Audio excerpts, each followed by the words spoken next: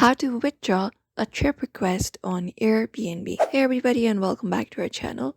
In today's guide, we are going to provide you with a very nice and easy tutorial in order to do so you may follow out this method. So for that, what we can do is we can go to Airbnb application or the website and log in and go to our trips option. After that, we can just go over and find the trip that is marked as pending here and tap on it or click on it to open up the details. You can just head over and go to the trip that you've already planned. Now, if you want to go ahead and withdraw a request, you can just go over. You should be sending a request to a host, and if the host has not accepted it, you can cancel that request before it's confirmed. So once you do so, you can just go over and look out for the description page, and once you find the description page, you can just go over and look out for the option called withdraw request or cancel request. There will be such kind of option once you book a hotel, so you can just go over and choose that, and you need to choose a reason why you would like to withdraw.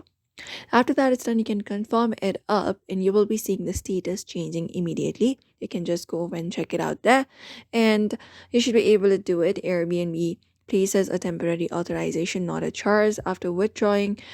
Usually it clears in 3 to 5 business days for credit card, and for debit card may take from 5 to 10 business days. Timing depends upon your bank, but you can follow this process, and the host may have already accepted it. It's now a confirmed reservation. You will need to cancel instead, and the request may have already expired. The hold will drop automatically.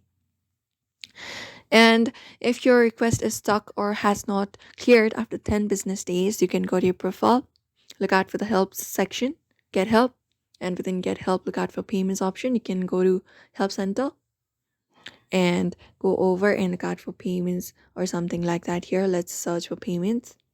So find payments, just go over and type in payments in the search bar of help and hit enter, and you should be finding similar kind of help given. You can just go over and check it out, and contact them directly as well by finding the contact us support page, or sometimes looking out for the phone number or something like that, and try getting the request.